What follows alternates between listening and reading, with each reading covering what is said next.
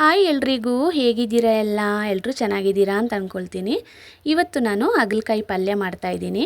ನೋಡಿ, ಒಂದು 3 ಹಾಗಲಕಾಯಿ ತಗೊಂಡಿದ್ದೀನಿ. ಇವಾಗ ಇದನ್ನು ಒಂದು ಸಲ ವಾಶ್ ಮಾಡಿ ಅದರ ಒಳಗಡೆ ಇರುವ ಬೀಜನ ತೆಗೆದು ನಾನು ಈ ರೀತಿ ಕಟ್ ಮಾಡಿ ಇಟ್ಕೊಂಡಿದ್ದೀನಿ. ಇನ್ನು ಇದನ್ನು ಸಣ್ಣ ಸಣ್ಣದಾಗಿ ಕಟ್ ಮಾಡ್ಕೋಬೇಕು. ನೋಡಿ, ಹೀಗೆ ಕಟ್ ಮಾಡಿಕೊಂಡ್ರೆ ಆಯಿತು. ಇವಾಗ ಇದನ್ನು ಒಂದು ಪಾತ್ರೆಗೆ ಹಾಕಿ ನಾನು ಸ್ವಲ್ಪ ನೀರು ಸೇರಿಸಿ ಹಾಗೆಯೇ ಸ್ವಲ್ಪ ಅರಿಶಿನ ಮತ್ತು ಉಪ್ಪನ್ನು ಸೇರಿಸಿ ಬೇಯೋದಕ್ಕೆ ಇಡ್ತೀನಿ.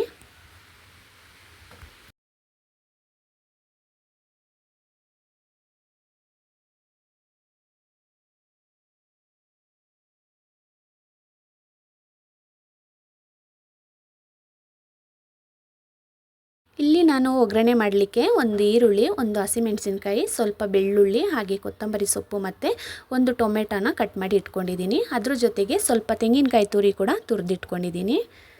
ಬನ್ನಿ ಇವಾಗ ಹಾಗಲಕಾಯಿ ಬೆಂದಿದೆಯಾ ಅಂತ ನೋಡುವ.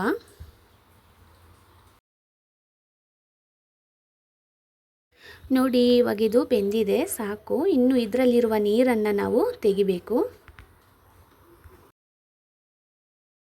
ನೋಡಿ, ಇವಾಗ ಇದ್ರದ್ದು ನೀರು ತೆಗೆದಾಯಿತು. ಇನ್ನು ಇದನ್ನು ಪಲ್ಯ ಮಾಡ್ಕೊಳ್ಳೋಣ. ಇವಾಗ ಸ್ಟವ್ ಆನ್ ಮಾಡಿಕೊಂಡು ಒಂದು ಬಾಣಲೆನ ಇಟ್ಕೊಂಡಿದ್ದೀನಿ. ಬಾಣಲೆ ಬಿಸಿಯಾದ ಹಾಗೆ ಎಣ್ಣೆನ ಹಾಕ್ತಾಯಿದ್ದೀನಿ. ಎಣ್ಣೆ ಕೂಡ ಕಾದಿದೆ. ಇವಾಗ ಸಾಸಿವೆ ಹಾಕ್ತಾಯಿದ್ದೀನಿ.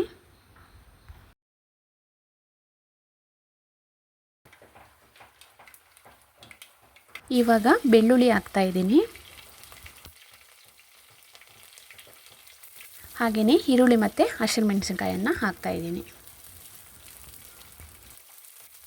ಇವಾಗ ಇದನ್ನು ಫ್ರೈ ಮಾಡ್ಕೋಬೇಕು.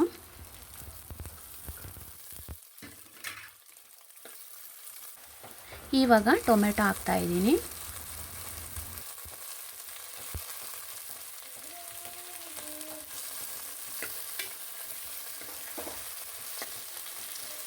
ಇವಾಗ ಸ್ವಲ್ಪ ಉಪ್ಪನ್ನು ಹಾಕ್ತಾಯಿದ್ದೀನಿ.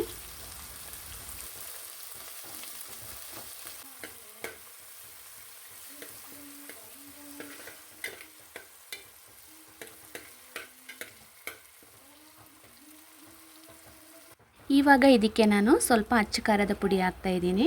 ಹಾಗೆಯೇ ಸ್ವಲ್ಪ ಧನಿಯಾ ಪುಡಿ ಕೂಡ ಹಾಕ್ತಾಯಿದ್ದೀನಿ. ಇವೆಲ್ಲ ಹಾಕ್ಕೊಂಡು ಚೆನ್ನಾಗಿ ಇದನ್ನು ಫ್ರೈ ಮಾಡ್ಕೋಬೇಕು.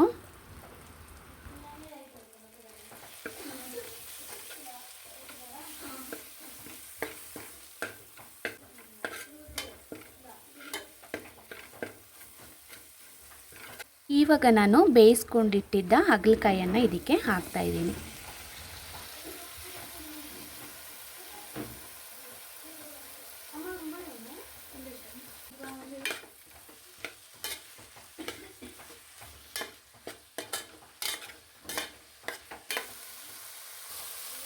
ಇವಾಗ ಇದಕ್ಕೆ ಸ್ವಲ್ಪ ಉಪ್ಪನ್ನು ಹಾಕ್ತಾಯಿದ್ದೀನಿ. ಉಪ್ಪನ್ನು ಹಾಕಿದ ಮೇಲೆ ಸ್ವಲ್ಪ ನೀರನ್ನು ಸೇರಿಸಿ ಇದನ್ನು ಸ್ವಲ್ಪ ಹೊತ್ತು ಬೇಯೋದಕ್ಕೆ ಇಡಬೇಕು.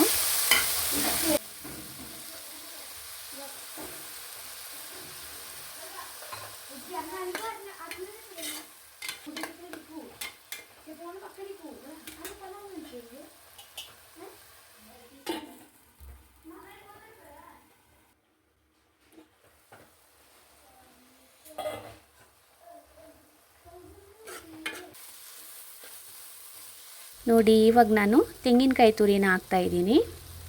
ಇನ್ನು ಇದನ್ನು ಚೆನ್ನಾಗಿ ಮಿಕ್ಸ್ ಮಾಡ್ಕೋಬೇಕು.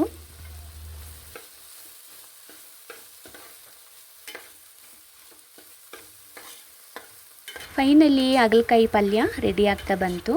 ಇವಾಗ ಇದಕ್ಕೆ ಸ್ವಲ್ಪ ಕೊತ್ತಂಬರಿ ಸೊಪ್ಪನ್ನು ಹಾಕ್ತಾಯಿದ್ದೀನಿ. ಕೊತ್ತಂಬರಿ ಸೊಪ್ಪನ್ನು ಹಾಕಿದ ಮೇಲೆ ಚೆನ್ನಾಗಿ ಮಿಕ್ಸ್ ಮಾಡಿಕೊಂಡ್ರೆ ಹಾಗಲಕಾಯಿ ಪಲ್ಯ ರೆಡಿ ಆಗುತ್ತೆ.